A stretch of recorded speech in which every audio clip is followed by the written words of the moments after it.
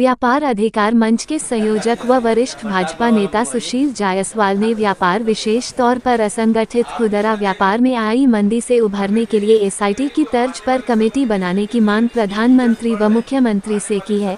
उनका कहना है कि सभी वर्ग के खुदरा व्यवसाय में 30 से 60% तक गिरावट आई है, जिससे व्यापार समाप्त होने के कगार पर है। इससे बेरोजगारी व भूखमरी की समस्या बढ़ सकती है। अपने आवासीय कार्यालय में प्रेस वार्ता के दौरान उन्होंने कहा कि केंद्र व प्रदेश सरकार द्वारा गठित यह टीम इन विषयों पर जांच करे कि व्यापार को किस तरह से बढ़ाया जा सकता है।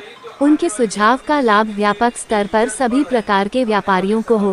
केंद्र व प्रदेश सरकार को भले ही टैक्स की प्राप्ति हो रही है, परंतु वह अन्य स्रोतों से हो रही है। बड़े पैमाने पर व्यापारी मंदी से प्रभावित है। वहीं ऑनलाइन खरीदारी 2019 में केवल $4 बिलियन थी, आज $20 बिलियन तक पहुंच गई है। 2030 तक इसके $200 बिलियन तक पहुंचने की संभावना है। होलसेल व रिटेल में बड़े बड़े उद्योगपतियों का दखल हो रहा है।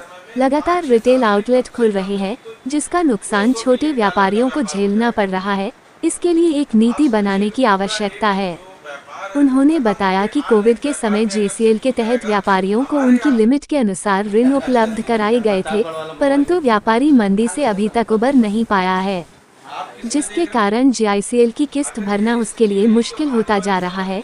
सरकार या तो इसकी अवधि बढ़ा दे अथवा इसे लिमिट में एडजस्ट कर दे, अन्यथा यह व्यापारियों के लिए काफी दिक्कत भरा साबित होगा।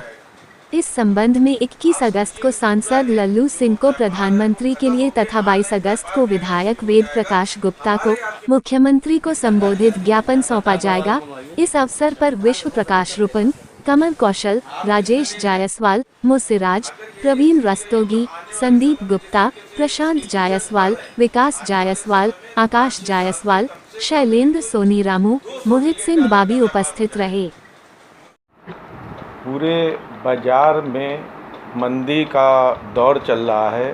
सभी व्यापारी चाहे जिस भी ट्रेड के हों, कम से कम 30 से 60% से ज़्यादा व्यापार गिरावट में है, और जिसकी वजह से व्यापारी और छोटे छोटे उद्योग, बड़े उद्योग सब पूरी तरीके से आहत हैं, पीड़ित हैं।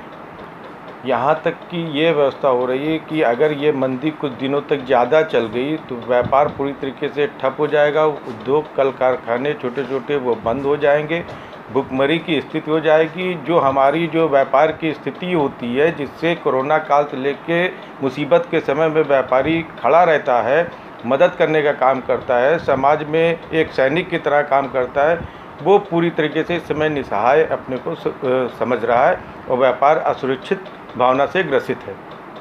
मेरी केंद्र सरकार और प्रदेश सरकार, चूँकि लोकप्रिय सरकार है, छोटी छोटी बातों का संज्ञान लेते हुए कार्रवाई करती है।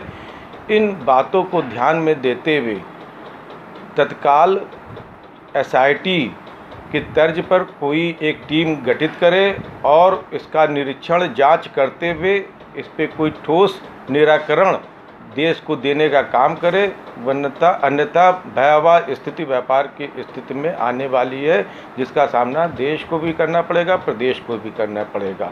इसी संदर्भ में चूँकि बहुत आवश्यक चीज़ें हैं जिस पे लोग ध्यान नहीं दे रहे हैं। सरकार सोच रही है कि उसका टैक्स कैसे बढ़ रहा है, टैक्स व्यापार बढ़ने से हो रहा है, जबकि ऑनलाइन गेमिंग टाइप के बहुत सारे चीज़ें शुरू हो गई हैं जिनसे 28% और टैक्स गवर्नमेंट को मिल रहा है। कहीं ऐसा तो नहीं कि जो अन्य वजहों से जो टैक्स प्राप्त हो रहा है उसको हम व्यापार की स्थिति में ले रहे हैं और हम सोच रहे हैं कि व्यापार बढ़ रहा है, उद्योग बढ़ रहा है, जबकि इसका खामियाजा यहाँ के व्यापारियों को, उद्योग को और साथ ही साथ प्रदेश और देश को भी भुगतना पड़ेगा। क्योंकि एक बहुत बड़ी स्थिति में कम से कम 2500 करोड़ लोग व्यापार से जुड़े हैं या उनके ऊपर आश्रित हैं। तो अगर वो प्रभावित होंगे, आज ये स्थिति हो गई है कि अगर कुछ दिन ये स्थिति जारी रही तो केवल व्यापारियों के पास में ठेला खुमचा लगाने, चाय और समोसे की दुकान के अलावा कोई विकल्प नहीं बचेगा। वही व्यापार केवल बचेगा। आप ये समझ लीजिए कि ऑनलाइन व्यापार जो $2 बिलियन का होता था, आज 97 में 2017 में आज वो स्थिति 18 में, आज वो स्थिति $20 बिलियन का 5 साल के अंदर इतना गुना बढ़ चुका है। आने वाले 2025 से 30 के बीच में $200 बिलियन का होने वाला है। आप, ये भयावह स्थिति है। आप ठीक है, ऑनलाइन जिसको लेना हो ले, उस पर कोई रोक लगे, उस पर कोई प्रतिबंध लगे। जो एक बहुत बड़ा वर्ग ऑनलाइन पे बिजनेस पे भाग रहा है, वो ख़रीदारी, परचेजिंग वो उनसे कर रहा है। तो मेरी आप लोगों के माध्यम से अपील भी है कि अगर अपने परिवार को, व्यापार को और सबको बचाना है तो इस चीज़ों से हटकर जो ज़रूरी सामान है उसको ले, लेकिन जो पूरी तरीके से उस पर ऑनलाइन पे न बेस हो जाए, आधारित हो जाए, जिससे कि भुखमरी की स्थिति पैदा हो। वैसे ऑनलाइन सामान तो सस्ते भी मिल रहे हैं। देखिए, ऐसा है कि एक हो सकता है सस्ता मिल रहा हो, कहीं पे ख़राब भी चीज़ें आ रही हैं, बहुत सारी सुविधा भी है, असुविधा भी है, अच्छाई भी है।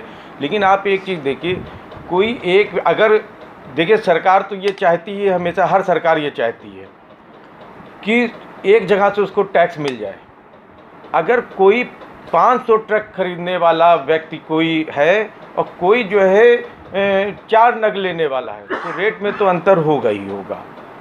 लेकिन अगर हम केवल एक व्यापार जो केवल 4 समूह में आधारित हो जाएगा, उनके ऊपर आश्रित हो जाएगा, अगर ऑनलाइन आश्रित हो जाएगा, और बड़े बड़े प्लेयर जो अभी एफडीआई के अंतर्गत, जो हमारे मोदी जी ने, प्रधानमंत्री जी ने, जिस पे उसके कमेटी के अध्यक्ष भी थे, जिन्होंने जो है एफडीआई को रिटेल में आने के लिए जो है उसको मना किया, आज वही जो है हमारे यहाँ के बड़े जो प्लेयर्स हैं वो होलसेल और रिटेल में जगह जगह अपने बड़े बड़े शोरूम खोल रहे हैं, जिससे भी पूरा व्यापार प्रभावित होने वाला है। और अगर ये पूरी तरीके से प्रभावित हो गया तो निश्चित मान के चलिए कि बहुत बड़ा संकट हो सकता है। हम 2 लाख 4 लाख शिक्षित बेरोजगारों को रोज़गार देने का काम कर लें, लेकिन कम से कम 20 करोड़ लोग जो है इससे दुष्प्रभावित होंगे। इसका ध्यान रखना है और कुछ न कुछ इस पर योजना बनानी पड़ेगी प्रदेश सरकार को, केंद्र सरकार को, अन्यथा भयावह स्थिति का सामना करने के लिए हम आप सभी लोग तैयार हैं। इसी संदर्भ में केंद्र सरकार को जो है आदरणीय प्रधानमंत्री जी को 21 तारीख को मांग पत्र जो है सांसद लल्लू सिंह जी के द्वारा भेजा जाएगा, और सदर विधायक वेद प्रकाश गुप्ता जी के द्वारा मुख्यमंत्री जी को एक मांग पत्र 22 तारीख को